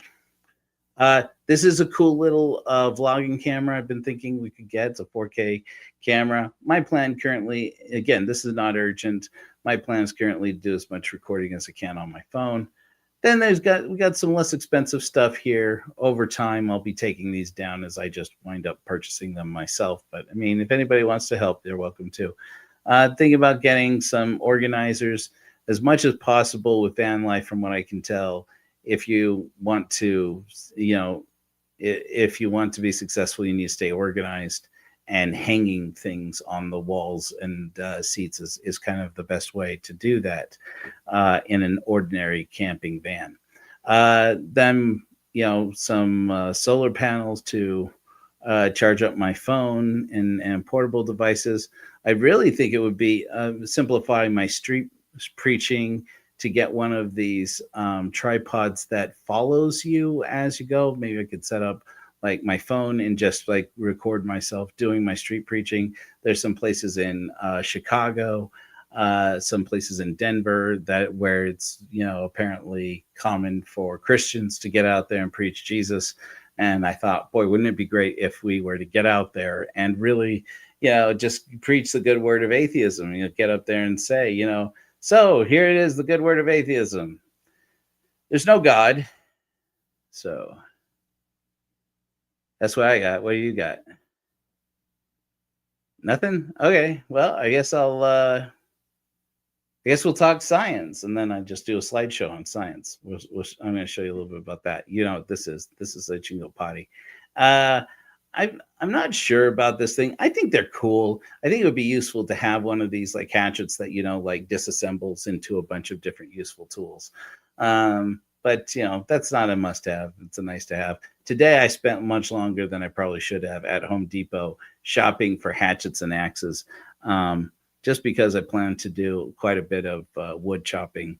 I'm thinking at some point I'm going to get like a little wood stove. Anyways, that's what they have wood stoves that you can install inside your van. They're not entirely safe, but they have little chimneys that you can anyways. And then of course there's a blackout curtain. This is for more for insulation purposes than just privacy. And of course, because you don't want to get hassled by, it is in a lot of places in America currently illegal to sleep in a vehicle. I don't know if you guys knew about this, but they're cracking down on people like sleeping and or living in vehicles. They're not making it more affordable to buy a house though, or rent a house or an apartment. So I'm not sure what the fuck they think they're going to do about that. So, anyways, but yeah, I'm gonna get into a little bit more about that. Then this is a little fan that has that runs on solar, which is pretty clever. This is a really cool thing, a lantern that supposedly you can use most of the night that opens up with a solar panel so that you can charge it up during the day. Little electric skillet. These things are so cool. I've been wanting one of these for a while, even just for using it home for cooking for me and the kids. Then we've got these cool solar panel driven so these solar speakers, Bluetooth speakers. And this cool thing, I don't know. I feel like this is inspired and maybe stupid. Anyways, it's like only $250. And this is a little outdoor Bluetooth projector that I can use to watch, like HBO and Netflix at night inside the van because it's a short throw. But then I'll also be able to take it while I'm street preaching. Can you imagine setting this up and playing godless hymns like on a street corner? I'll just like find a wall or something that I can project onto. I'm thinking maybe put like a waterproof, something to waterproof it just in case it rains, right? Like put a bag over it or something. And then set up and play More Money Than God or O Korahor, or if I wind up preaching in December, going back out and preaching, street preaching in December, we'll play solstice songs like Child of Wonder, which is also an apple pie from scratch. Think how cool that would be. Just like put it up on a wall and project it. Hot hands. I'm not planning to get a heater. From what I can tell, for like a van, heaters, the only heaters that work are like the ones that run on diesel, and they're like, or it's either diesel or propane. And from what I understand, they are stupid dangerous. So my plan currently is to use sleeping bags. I need to throw a weighted blanket in here, or at least a thick blanket, and to go over the sleeping bag. But from what I understand, you get like these 18-hour hot hands and like put it in the in the sleeping bag with you, and you're good wherever you are to at least make it through the night. Wherever I go, I am planning to take my laptops with me. Don't tell anybody I'm going to have at least 2 laptops with me. And then I plan to charge them up as I travel and do my work, continue to do my day job, but also do my editing as much as possible by charging up using one of these solar and battery kits. I'm hoping to use one of these less expensive ones. They've really gotten quite advanced, these things. I'm hoping to not have to get like a really expensive one, because these do get, solar packages, holy shit, but they can get expensive. But from what I understand, this one is really well reviewed, and it really lasts a long time. So I'm hoping I can do that, most of the time. And then occasionally, if I get into a pickle, I'll just go and pop into a Starbucks somewhere and work for a while. Then this one I'm pretty excited about. It's like one of these mattresses that folds up into a futon. And then this stuff, I've done quite a bit of research into insulation for van life, and this Thinsulate stuff keeps coming up. From what I understand, you see that it has like a black coating on the outside. That's so that like you can stuff it, you like cut it to size, and I believe it's like ceramic insulation. So it's like soft to the touch, like cotton from the look of it. But of course, it's not like scratchy and itchy like fiberglass. Who's buzzing me? Good Lord, but that was loud. Oh, sorry. Good Lord. But yeah, this is 5 feet by 20 feet. I'm hoping that will cover most of it. But the idea is that you stuff it into the windows, and with that black side out, so that so that somebody casually passing by would think you just have like limousine tint, which I am thinking I'm going to tint the windows too. And so nobody can tell that you're actually camping out there, because again, it is illegal. Yeah. I'm catching up here. Sorry. On comments. Yeah, so the projector would work at night. I mean, that would be the idea. How do I get out of here? Blah blah blah. Add this. No. Remove that. Stop screen.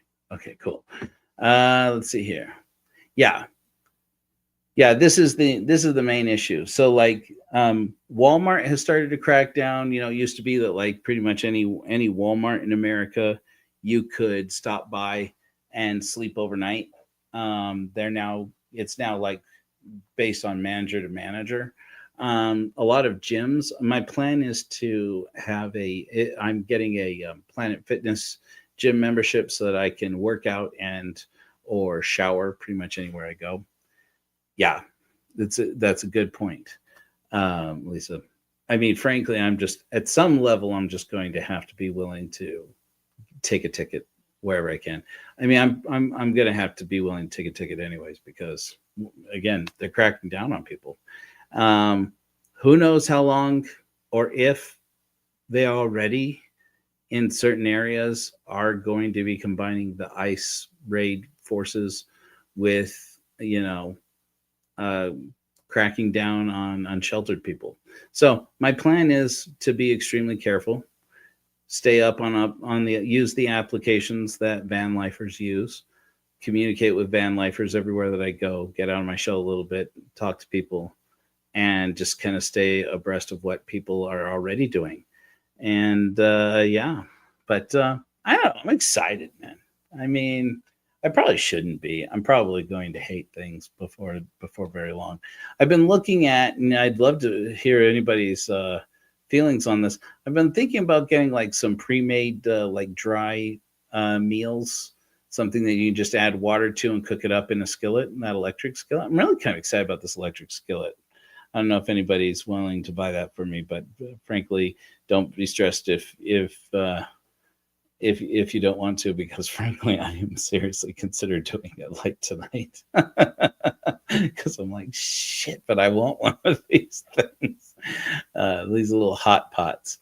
This just seems so cool to me. I could do so many great things with that, and but anyways, I'm very excited to have some time with my Winter. That's my partner out in Virginia. I'm very excited to get a chance to meet some people in person. I haven't told Jules, I haven't had a chance to directly talk to Jules about the possibility that I might come out to San Diego to see her. I did talk to Beth Beth and I have talked about meeting up down in Phoenix.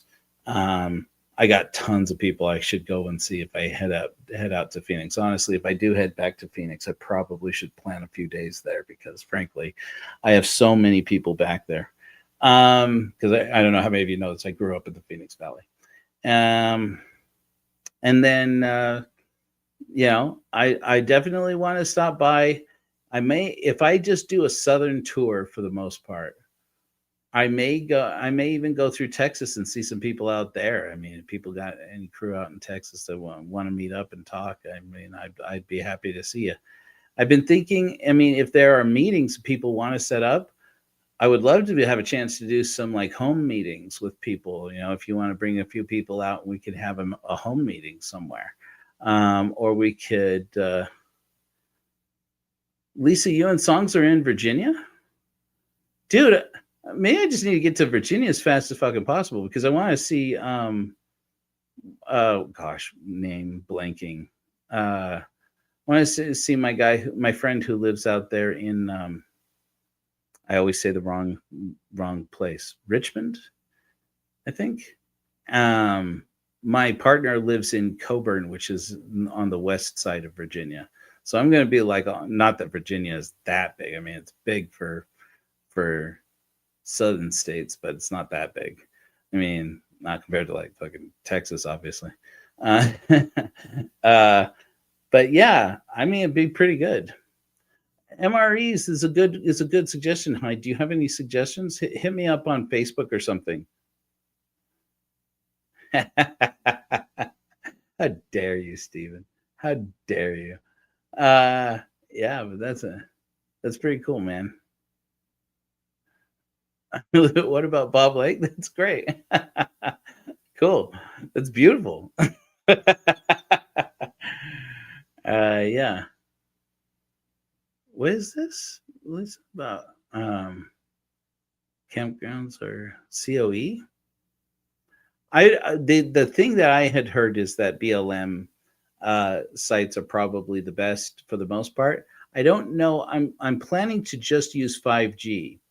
I have a 5G plan through Visible, which I like, the month-to-month plan. Steve, I had a phone call with Steve Pinecker over at Morning Book Reviews, and he was saying, you really have to look into T-Mobile because they have that Starlink. They have like a 5G connection plan that includes Starlink. Are people, Corps of Engineers. Oh, I don't know anything. I mean, I know who the Army Corps of Engineers are, but you're talking about the U.S. Army Corps of Engineers, right? I'll have to look that up. I didn't know that. I didn't know that was a thing. I only know about the I've heard about from van life channels on YouTube. People talk about BLM. But a lot of people who have just simple vans like mine, they don't have like the big Sprinter vans. They just risk it. And from what I understand, you just have to be prepared to get that late night. Hey, move on, or who's in there, or whatever. You're just gonna get hassled by people if you try sleeping in the city. And if I do end up sleeping in the city, that's what part of the main reason why I would wind up with a hard shell on top of the vehicle, because I'm planning to take stuff like this. You know that I love painting in oils. And if I could, all my life, I would paint in oils. This is my new kit. It's one of my old audio case. I used to carry my audio gear in back when I was a professional videographer in a past life for 30 years. That is now my paint kit for now. And I am planning to take with me a small easel, maybe a travel easel, and continue to paint while I'm on the road. And then I'm setting up an Etsy store where I can, sell my paintings. So yeah, slap an NRA sticker on your bumper and they'll leave you alone. See, do I tell you this story? You guys know that my life is like hard, and I make a lot of dark jokes. I told my partner that part of the reason why I'm thinking about getting a 12 gauge, I'm not even thinking to get any shot with it, is just in case I get picked up by ICE, I'll just pop out with my 12 gauge and finally exit this rotten world.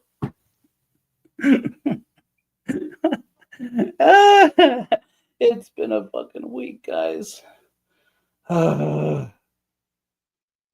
It's been a time. So yeah. Anyways, I've enjoyed this. Hey guys, I kept you up pretty late here. I don't know how many of you have seen some of our newer hymns, but they're blowing up on TikTok. Not really. They're getting some traction on TikTok. And I have been posting them as much as I can on YouTube. I do want to share one with you because technically it is Wednesday service. And we've come up to the end of 2 hours. I do love you guys in your faces. And I want to share with you one of our newer hymns. Anybody got a preference? Let's choose between Mammon Tabernacle Choir and A Child Is Not Guilty. First call out gets it. Or if MB were here, I would play her. What is it? The Quiet Fight. Or We Go Together. Or I've been actually playing quite a few ones. Oh no, I shouldn't. I have another one. I shouldn't play it though. Don't do it. Oh God, Joe, don't do it. Do you You know when the intrusive thoughts start to take over? Oh, don't play it, Joe. Don't go over to that folder, Joe.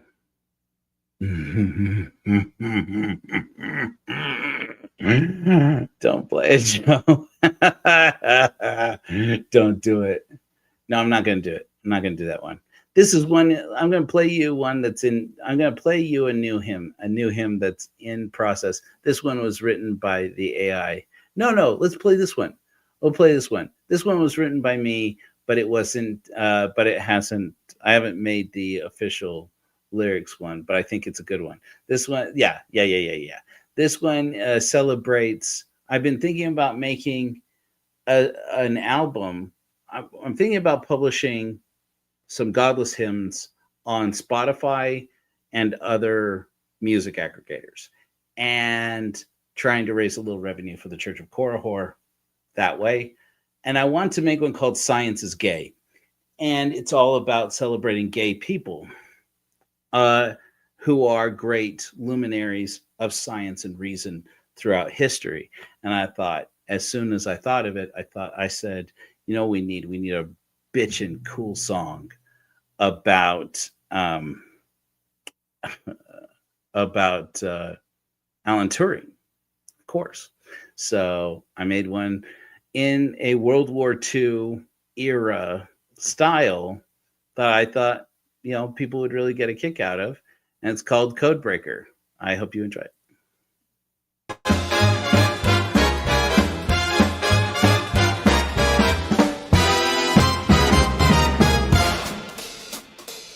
He cracked the silence, an enemy code. To this gay man, the world is owed. An united mind that forever set computation's unbroken test. Betrayed by the law, a hero's trials began. Alan Turing was more than a man. Tick, tick, tick, tock, code breaker. Tick, tick, tock, godless faker.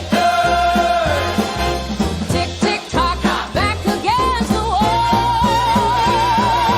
Alan Turing broke them all.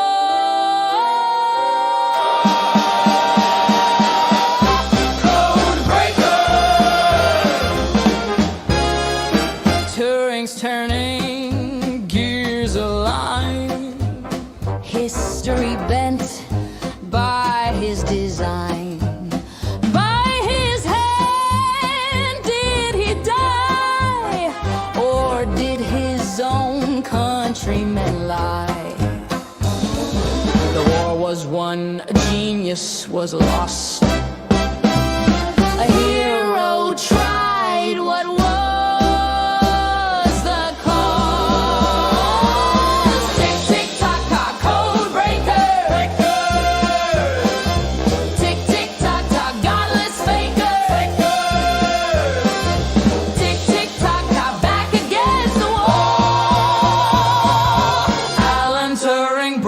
them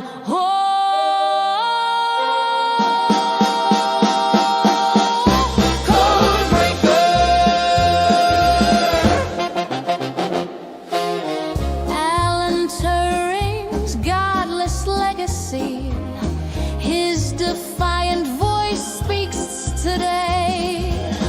The enigma of Alan Turing is the courage to be gay.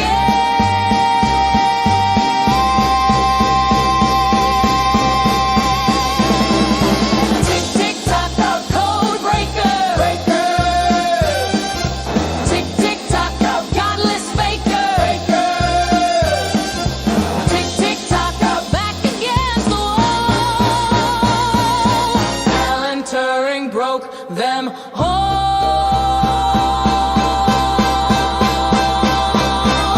Code breaker.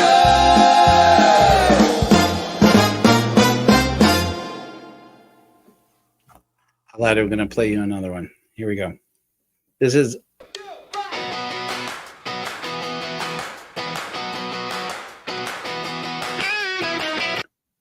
This is all AI generated lyrics. I came up with the idea. It's called Little Factory Boss. I have lyrics that are I have a song that's like developed. But this is the AI got so close I posted it on Facebook. But basically I've been saying for a while that we need a Little Factory song that is the answer, that is like the sequel to Lick My Cupcake. And and for a while I've wanted to call it Little Factory Boss. But I just can't. I don't know what it is. It's been so hard to get the lyrics just right. But yeah, so this is like an early draft. The newer one is like a totally different style. But I just thought this one was so much fun. The AI just like picked it up and ran with it.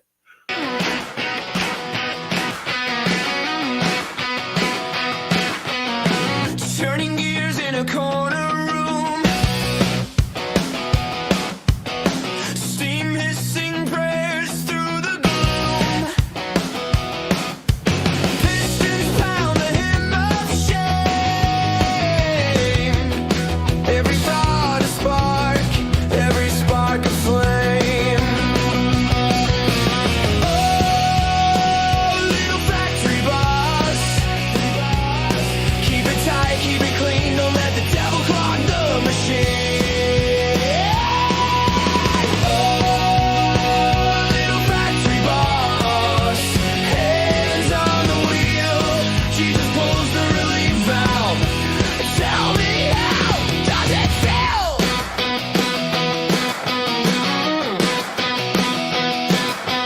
Stacks of guilt pile high on the floor, sweat-stained walls whisper, just endure.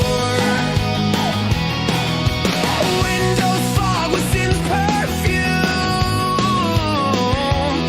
Close your eyes, boy, there's no escape from the fumes.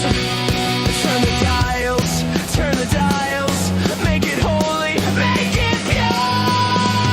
Oh, little factory boss, keep it tight, keep it clean, don't let the devil clog the machine.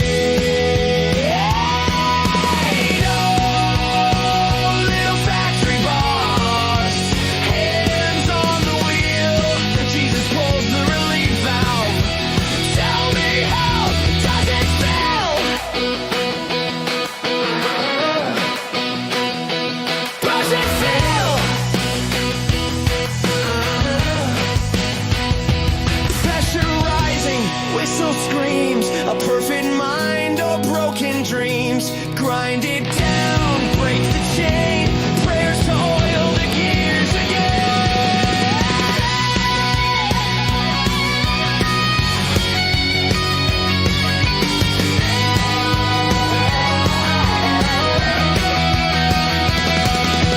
Oh, little factory boss, keep it tight, keep it clean, don't let the devil clog the machine. Oh, little factory boss, hands on the wheel, Jesus pulls the relief valve. Tell me, how does it feel? Does it feel? Does it feel? Okay, now we really are going to finish with an actual finished polished song because I kept you guys later, and we did all that fucking Milo Yiannopoulos shit, and it's spiritually like oppressive.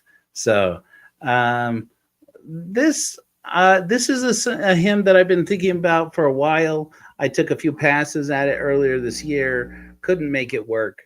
I believe one of the best teachings of Korihor is that a child is not guilty because of its parents. And I thought, we need a song. I remember when I wrote the Korihor argument, I thought there needs to be a song just about Korihor's teachings. There needs to be like an album of songs of the teachings of Korihor. And one of them needs to be a child is not guilty. And I just happened to be finishing it when people started talking about Charlie Kirik and how his children don't deserve to lose their father. And I thought, well, no, of course they don't.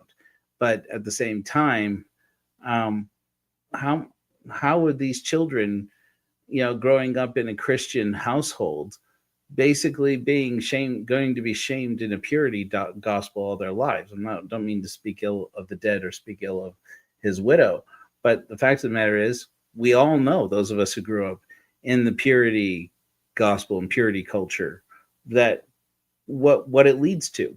And I thought, this is a more timely message than anything, especially in the age of what we're learning about what people think the world should look like through the eyes of people like Charlie Kirik.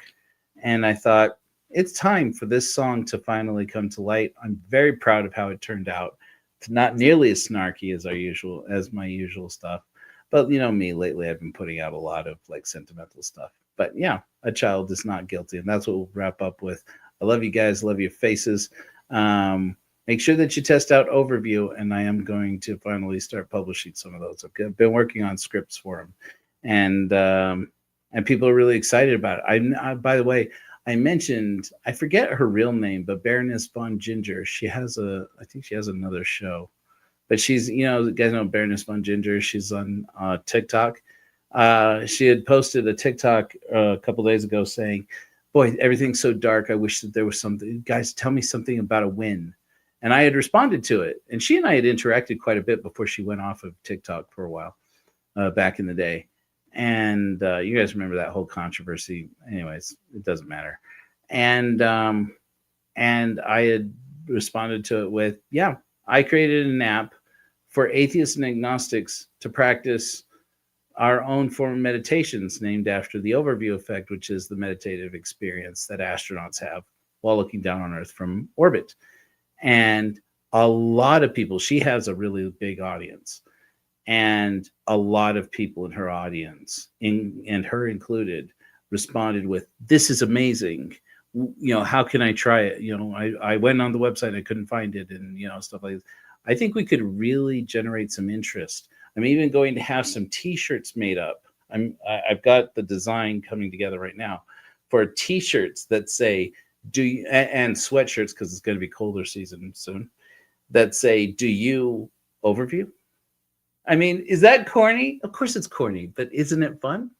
And then I thought, people want to support it. Get a T-shirt, get a sweater, get a sweatshirt that says, do you Overview? And then just has the Cora Horse sigil on it. When people go, so what is this do you Overview thing? Then you can talk to them about it. Like, I do this meditation shit. It's free. Anybody can go online and do it. It's meditation for godless people. Anyways, a child is not guilty.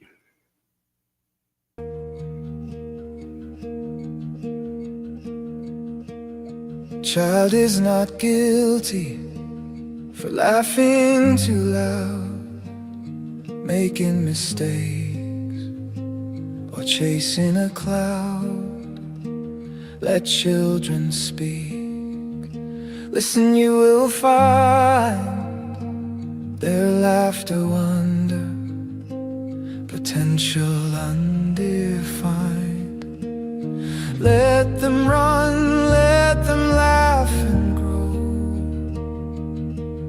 Sing the song that only their hearts know. A child is not guilty, born to be free. Don't blame them because of you or me.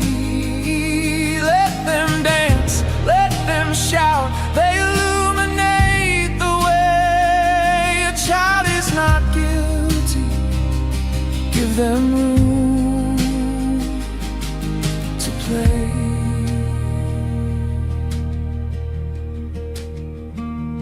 Corey Hoare's wisdom, we're born of the sky. The children in us look up to ask why. Remember innocence, you will see their joyful voices echoing you and me. Let them run wild like the river's course, free of gods, of sin, of our remorse. A child is not guilty, born to be free. Don't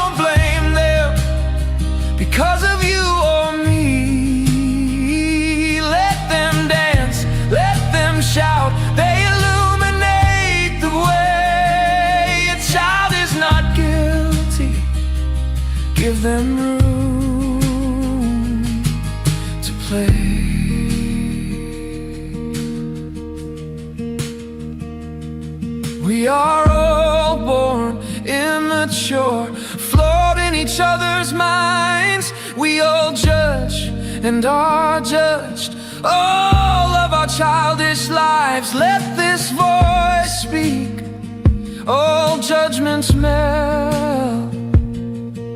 The wondrous child within yourself. A child is not guilty, born to be free. Don't blame them because of you or me. Let them dance, let them shout, they illuminate the way. A child is not guilty, give them room to play.